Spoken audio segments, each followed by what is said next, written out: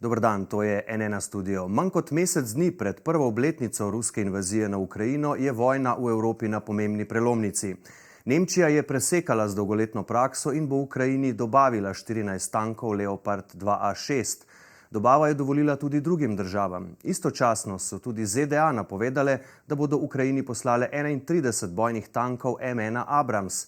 Rusija je odgovorila preteče. Odločitev je izjemno nevarna, a tudi ti tanki bodo zgoreli kot vsi ostali, pravijo.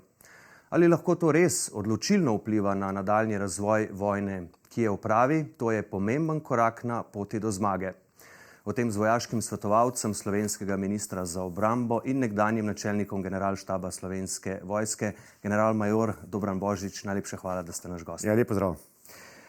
Nemčija je torej dahnila da pošiljanju Leopardov ne po večmesečnem oklevanju in s tem, če citiram slovenskega premijera Roberta Goloba, ki je sicer to odločitev pozdravil, da je s tem na nek način požgala mostove, ki jih je držala odprte. Zakaj je ta odločitev tako prelomna in zakaj je Nemčija s tem tako odlašala?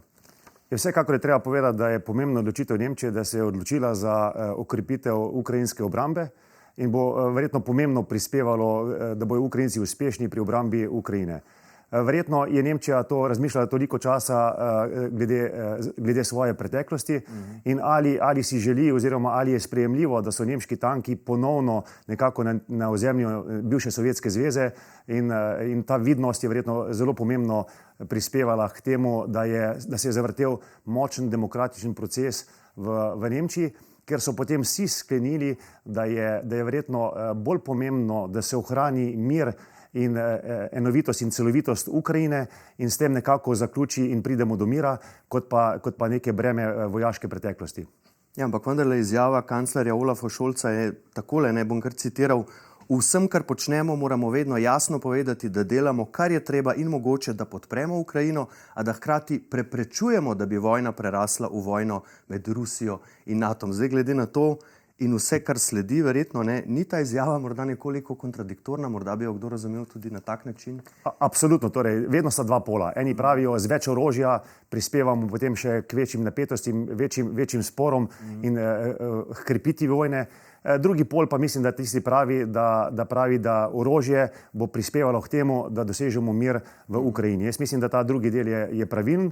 Že Clausewitz je rekel, da mir se doseže na dva načina. En način je, da obe strani vidita, da ni napredka z nadaljnjim bojevanjem in se potem odločita, da gresta za pogajalsko mizo, ali da so interesi ene države premagani. Torej, mi si ne želimo v Evropi, da neka večja država, močnejša država na takšen način, brutalen način aneksira drugo državo, dele druge države. To se je zgodilo že leta 2014 in potem smo rekli, kje ta rdeča linija, da bomo pustili Rusiji, da nekako se odloči in reče, ta del druge države, suverene demokratične države je naš in to je naše.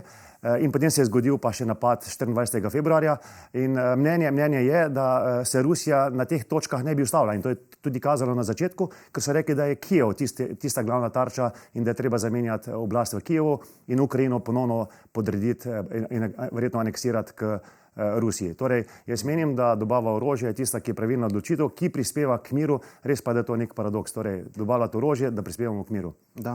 Istočasno so tudi ZDA očitno usklajeno z Nemčijo sporočile, da v Ukrajino pošiljajo svoje tanke Abrams. Zakaj je bilo za Washington tako pomembno, da gre za usklajeno odločitev z Berlinom? Spomnimo se v preteklosti, morda nekaterih svojih potez niso tako zelo usklajevali z zavezniki, ne? Jaz mislim, da tanki, ki so veliko bolj vidni kot artilerija, ki je v ozadju. Torej, tanki bodo tisti, ki bodo le prišli, kako se vojaško rečemo, sila na silo, torej, ker se bosta vojski srečali. In pomembno je, da pokaže zavezništvo in Evropska unija, da smo enotni v naših naporih k prispevanju miru v Ukrajini. Torej, da prispevamo po najboljši moči, da se Ukrajina ubrani, da se povrne svojo celovitost in da s tem vzpostavimo ponovno mir v Evropi. Če greva zdaj k temu, za kakšne tanke pravzaprav gre, za te nemške Leoparde velja, da so vsestranski, zelo okretni, natančni. Za Abramse ameriški predsednik Biden pravi, da so to najzmogljivejši tanki na svetu. Hkrati pa Abramsi veljajo za manj primerne v bistvu za bojišča v Ukrajini, med drugim zato, ker delujejo na kerozin in ne na cenejše in bolj dostopno dizelsko gorivo, ne? Res je, torej tanki, ki prihajajo, so verjetno najbolj moderni tanki, ki so danes na tržišču. Leopard je znan tudi da je zelo nezahteven za usposabljanje, torej bili so celo narejeni za nabornike nemške vojske, ker je bil bistvo tega, da lahko nabornik zelo hitro usvoji upravljanje tanka, imajo zelo dobro zaščito, so zelo manevrsko sposobni in zelo dober top, torej imajo vse karakteristike, ki daje bojno moč, izredno bojno moč oklepnim enotam. Po drugi strani so pa Abrams absolutno zelo dobri tanki, verjetno eni najbolj zmogljivih. Res pa je, da je vzdrževanje, upravljanje in poraba goriva, sploh pa kerozina, izrazito zahtevna. Torej, mislim, da vsaj 30% več goriva porabijo kot pa Leopard in ostali tanki. Gre pa vsekakor za veliko bojno moč, gre za jasno sporočilo Evrope, da smo enotni in da podpiramo enovitost in celovitost Ukrajine. Gre za dodatno bojno moč ukrajinski vojski, predvsem pa za moralo, dvig morale ukrajinski strani, ker jasno kaže, da bodo dobili zmogljivo tehniko in s tem bodo lahko zaustavili morebitni protiofenzivo ruske strani oziroma obranili linije, ki jih želijo ubraniti. Je pa seveda vprašanje, kako se bodo zdaj ti novi tanki obnesli na terenu, ali ukrajinska infrastruktura omogoča njihovo premikanje, denimo čez reke, ne vem, da so neki problemi s temi pontonskimi mostovi in to, kar ste že omenili, usposabljanje, vzdrževanje, logistika, ne nazadnje, lahko Ukrajina zagotovi servis, gorivo, strelivo na terenu, vsa ta vprašanja? Jaz verjamem, da ukrajinska vojska sama od sebe tega ne more zagotoviti in mislim, da je bilo jasno sklenjeno, da z tankom prihaja tudi ta paket, torej logistična podpora, gorivo in usposabljanje. Zato je bilo tudi govora, da verjetno tanke ne moramo pričakovati prej kot 3 mesecih na bojišču. Ne moramo samo tank kot zelo eno kompleksno vozilo dati na teren in potem pričakovati, da se bo isti uri uporabo. Torej, ne glede na to, je pa verjetno prihajajo v najbolj kritičnem in zadnjem trenutku. Torej, pričakuje se protiofenziva ruske strani, da zasedajo na vzhodni strani zajeten kos ozemlja. In verjamem, da bojo pomagali pri obrambi Ukrajine, ta moderna tehnika in bojna moč, ki dobiva Ukrajina. Ali je to prelomno? Verjetno ne, torej ne pomeni tako velika zmogljivost, da je bilo to zdaj prelomno, je pa pomemben prispevek k bojni moči in morali. Zdaj ste me v bistvu pripeljali do tega ključnega vprašanja. Rekli ste, Ukrajino ne bi Leopardi prispeli recimo v 3 mesecih, pravijo Nemci, Abramsi ne prej kot jeseni iz Amerike. Ali imajo res lahko ta odločilen vpliv na nadaljnji razvoj vojne in zakaj? Torej, o številkah, o katerih je govoril predsednik Zelenski, pa verjetno nekoliko više številke, dal 300 do 400 tankov, so to velike številke. Res pa je, da tudi že 90 tankov naredi svoje, torej 90 modernih tankov v primerjavi z rusko tehnologijo lahko naredi svoje. Torej, vsi tanki, ki prihajajo, so najmanj enakovredni ruskim tankom, če ne celo veliko boljši, torej, in lahko naredijo spremembo. Zadanejo cilj na daljši razdalji, uporabljajo boljše strelivo, ki ima večjo prebojno moč in so veliko bolj zaščiteni in tudi manevrske sposobnosti so boljše. In na drugi strani, kot sem rekel, lahko dvignejo moralo v Ukrajini. Po drugi strani pa je tudi špekulacija, da bi te tanki lahko odločilno vplivali tudi pri protiofenzivi Ukrajine na jugu in mogoče ponovni zasedbi Krima, ki bi verjetno bil strateški cilj trenutno Ukrajine. Vprašanje pa, kako bi Moskva absolutno gledala na razvoj teh dogodkov, ker verjetno Krim gleda čisto drugače, kot ga gleda Ukrajina mogoče. Ja, k temu pridemo še malo kasneje. Zdaj, rekli ste sami, Ukrajina si želi vsaj 300 bojnih tankov.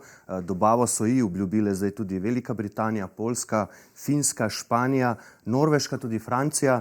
Resno razmišlja o tem, ima svoje tanke, ampak končne odločitve še ni sprejela. Ali menite, da se bodo zdaj opogumili še nekatere druge države, da bo Ukrajina na koncu res lahko se približala te želeni številki 300 tankov? Jaz upam, da ja. Treba je poudariti, da ne gre za mir v Ukrajini, gre za mir v Evropi. Jaz mislim, da je obe strani treba pripeljati do točke, kjer se bodo sedli za pogajalsko mizo in prekinili z spopadi. Torej, da se vojna zaključi. Tako, kot sem rekel na začetku, paradoksalno, da več opreme, več tankov pomeni mir. Jaz mislim, da moramo slediti temu in ko pridemo do neke situacije, ker obe strani vidita, da z vojno ne gre naprej, se sedeta za pogajalsko mizo. In jaz upam, da bomo dosegli to točko, da bosta na obe strani toliko tehnike, da bosta in Rusija in Ukrajina videli, da vojna ni tista, ki rešuje zadeve, ampak da je mir in pogajanje tisti, ki reši zadeve. Zdaj, reakcija Rusije je bila kar pričakovana, nova svarila, nove grožnje govorijo o izjemno nevarni potezi, ki vodi v zaostrovanje konflikta. Kaj torej to zdaj pomeni za ruske poteze in kakšni so ti tanki Zahoda v primerjavi z ruskimi? Ne? Zdaj, najboljši ruski je, če se ne motim, T-90, ampak ni ravno prisoten na terenu. Ne? So večinoma T-72. Tako je. Torej, kot sem že rekel, so vsi tanki, ki prihajajo, so boljši kot so ruski. In neke moderne ruske tehnike do sedaj še ni bilo za videti. Torej pravijo, da imajo neko novo tehniko, nove tanke. Slišimo pa samo, da so velike težave pri upravljanju oziroma delovanju teh tankov. Te nove tehnike še ni.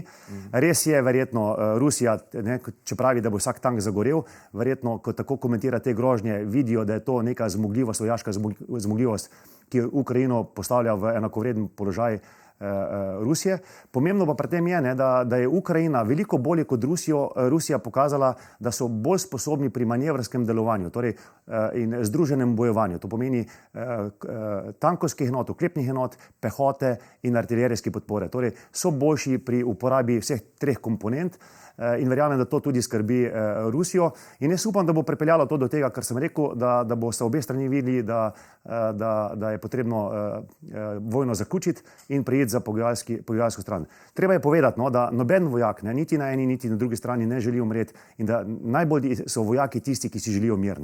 Torej oni umirajo in oni si želijo mir in verjamem, da do tega mira kmalu pride.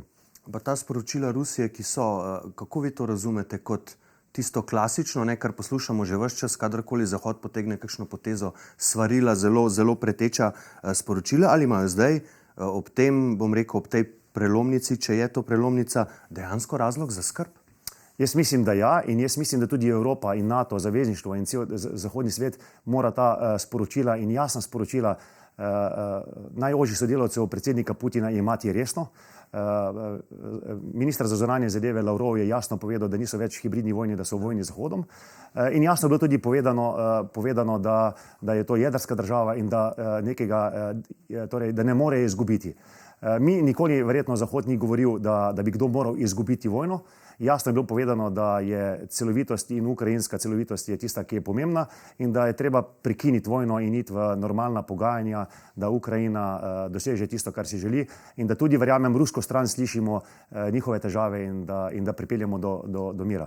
Torej, treba je poslušati jasno sporočila, ki jih daje Moskva in jih ne smemo ignorirati. Torej, ne smemo tako, kot zapade prvi sneg, pa smo vsi presenečeni. Torej, Moskva daje tudi jasna sporočila, ki jih je potrebno upoštevati. Ja, Ukrajina pa zdaj pričakuje še več orožja. Predsednik Zelenski je takoj po napovedi Nemčije o Leopardih zaprosil še za bojna letala in še za rakete dolgega dosega. Kakšna je verjetnost, da bi Ukrajina dobila to? Verjetno o raketah dolgega dosega je bilo že nekaj časa govora, torej zdaj imajo nekje rakete, ki imajo doseg 80 km, govorimo sedaj o dosegu 150 km, kjer bi bila tudi kritična vojaška infrastruktura na Krimu dosegljiva in tudi logistične poti, oskrbe poti na jug. In jaz verjamem, da to je nekje na obzorju. Kako je z letali, ne vem, verjetno je to tehnika, ki je še bolj kompleksna in zahtevna, kot so tanki. In jaz upam in verjamem, da bo prej prišlo do mira in da se bo vzpostavilo neko ravnovesje. Treba je pa vedeti, da Ukrajina je bila osiromašena, kar se tiče vojaške sile. Torej, in kot taka, jaz mislim, da nikoli niso predstavljali grožnjo Rusiji. Rusija je bila pa ena največjih vojaških sil na svetu, verjetno druga po oceni in zdaj nekako vsemi tem orožjem, ki prihaja in bi še prišlo, se mogoče vzpostavlja neko ravnovesje na tej fronti, ki je. Torej še vedno niso v ravnovesju z Rusijo, kar ima še v rezervi in kar lahko mobilizira. Da so pa sporočila jasna, pa tudi govorijo podatki, da verjetno Rusija pričakuje spet novo mobilizacijo, povečala se je številčnost ruske vojske in verjamem, da tam krepko razmišljajo, kako naprej in kje je tista točka, da bojo pa jasno povedali in si želeli iti na pogajanja. Veste, to, če mi govorimo, če jaz govorim, moramo na pogajanja, to nič ne pomeni. Torej, jaz mislim, da se morajo veliki vodje odločiti in jasno dati sporočilo, dosti je, gremo na pogajanja. Za konec, če morda še malce oriševa trenutne razmere na bojiščih, videli smo, da so morale ukrajinske sile zapustiti Soledar v regiji Donetsk, ki so ga zavzele ruske sile. Dogaja se ogromno zdaj tudi na jugu, okoli Zaporožja. Katera so torej trenutna žarišča in kakšne so pričakovanja za razvoj vojne v letošnjem letu? Torej, lahko pričakujemo protiofenzivo, rusko močno protiofenzivo v spomladanskem času na vzhodu in na drugi strani močno protiofenzivo ukrajinske strani na jugu. Torej, vsekakor so to strateško pomembne področja na obeh straneh. Rusija se je prav tako umaknila na jugu zato, da je okrepila svojo fronto na vzhodu in to je bilo za pričakovati, torej, da bojo vso silo udarili na vzhod. In to, kar so dosegli v 2 mesecih, je celo minimalno, kar je bilo za pričakovati. Torej, bilo je za pričakovati, da bo svojo oborožitvijo, opremo in tehnologijo in ljudstvom dosegli marsikaj več. Torej, pomeni, da imajo Ukrajinci dobro obrambo, torej neko fleksibilno obrambo in lahko pričakujemo srdite spopade na vzhodu in verjetno tudi srdito protiofenzivo na jugu, kar lahko pripelje mogoče potem, ko se bojo razmerje tako postavile, tudi do mirovnih pogajanj. Torej, da vidijo tudi Rusi, da se je nekako mogoče ravnovesje vzpostavilo. Če pa zmaga ena stran, da zmaga Rusija, recimo v tej vojni, da bi zmagala, je pa vprašanje, kje pa tista naslednja faza. Torej, bilo vedno, Krim je prva faza, ali se bo še kaj zgodilo in večina je govorila na Zahodu, smo govorili, ne, to je tisto, dajmo se bomo že pogajali, bomo videli, kaj bo. No, pa se je zgodil potem 24. februar in je bilo vedno govora, če pade Kijev, kaj je naslednja faza, katera od držav zavezništva je naslednja faza in verjamem, da si ne želimo, da bi se zgodil napad na katero izmed zaveznic in potem absolutno se obrne naša zgodovina in pripeljemo naše otroke tam, ki jih nismo nikoli želeli pripeljati. Ja, in tega si seveda ne želi nihče od nas, torej mirovna pogajanja, da se začnejo čim prej. Upamo, da še letos general-major Dobran Božič, najlepša hvala, da ste bili naš gost in za vsa vaša pojasnila. Hvala tudi vam, lepo zdrav. Hvala pa tudi vam za vašo pozornost. Seveda vse zadnje podrobnosti v zvezi z vojno v Ukrajini ves čas najdete na naši spletni strani nnainfo.si. Studija pa le še lepo zdrav in nasvidenje.